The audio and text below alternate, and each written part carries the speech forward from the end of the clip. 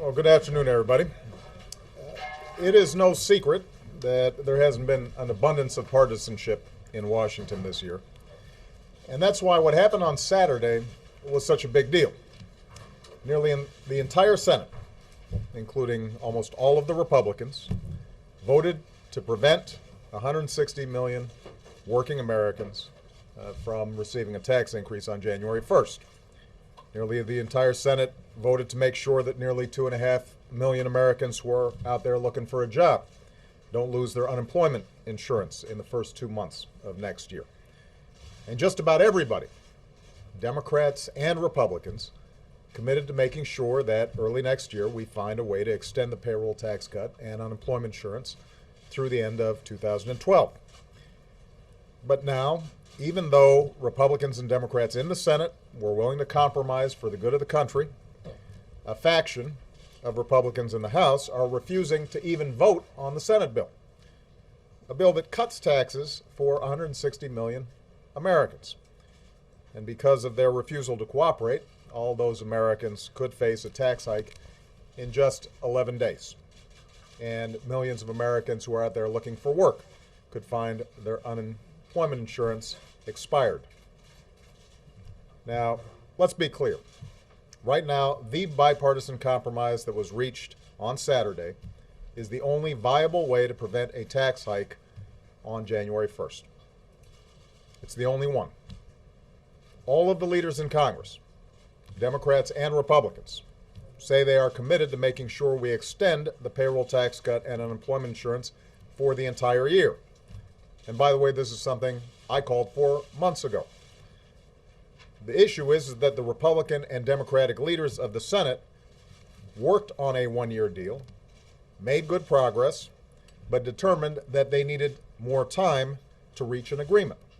And that's why they passed an insurance policy to make sure the taxes don't go up on January 1st. In fact, the House Republicans say they don't dispute the need for a payroll tax cut. What they're really trying to do, what they're holding out for, is to wring concessions from Democrats on issues that have nothing to do with the payroll tax cut. Issues where the parties fundamentally disagree. So a one-year deal is not the issue. We can and we will come to that agreement as long as it's focused on the payroll tax cut and unemployment insurance and not focused on extraneous issues. The issue right now is this. The clock is ticking. Time is running out. And if the House Republicans refuse to vote for the Senate bill, or even allow it to come up for a vote, taxes will go up in 11 days. I saw today that one of the House Republicans referred to what they're doing as, quote, high-stakes poker. He's right about the stakes, but this is not poker. This is not a game. This shouldn't be politics as usual. Right now, the recovery is fragile, but it is moving in the right direction. Our failure to do this could have effects not just on families, but on the economy as a whole. It's not a game for the average family who doesn't have an extra $1,000 to lose.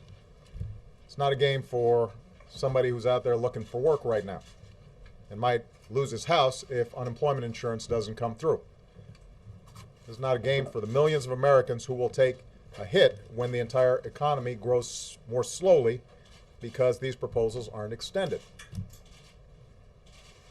You know, I just got back from a ceremony at Andrews Air Force Base where we received the flag and the colors that our troops fought under in Iraq. And I met with some of the last men and women to return home from that war. And these Americans, and all Americans who serve, are the embodiment of courage and selflessness and patriotism. And when they fight together and sometimes die together, they don't know and they certainly don't care who's a Democrat and who's a Republican and how somebody's doing in the polls and how this might play in the spin room. They work as a team and they do their job. And they do it for something bigger than themselves. The people in this town need to learn something from them. We have more important things to worry about than politics right now. We have more important things to worry about than saving face. We're figuring out internal caucus politics. We have people who are counting on us to make their lives just a little bit easier, to build an economy where hard work pays off and responsibility is rewarded. And we owe it to them to come together right now and do the right thing. That's what the Senate did. Democrats and Republicans in the Senate said, we're going to put our fights on other issues aside and go ahead and do what's right on something we all agree to.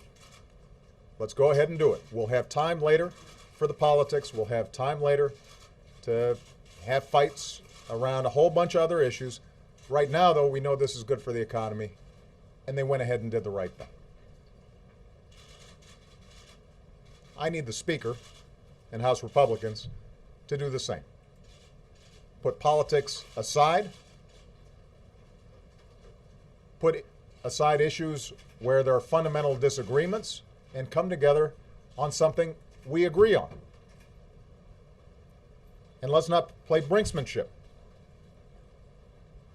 The American people are weary of it. They're tired of it. They expect better. I'm calling on the Speaker and the House Republican leadership to bring up the Senate bill for a vote and give the American people the assurance they need in this holiday season. Thank you.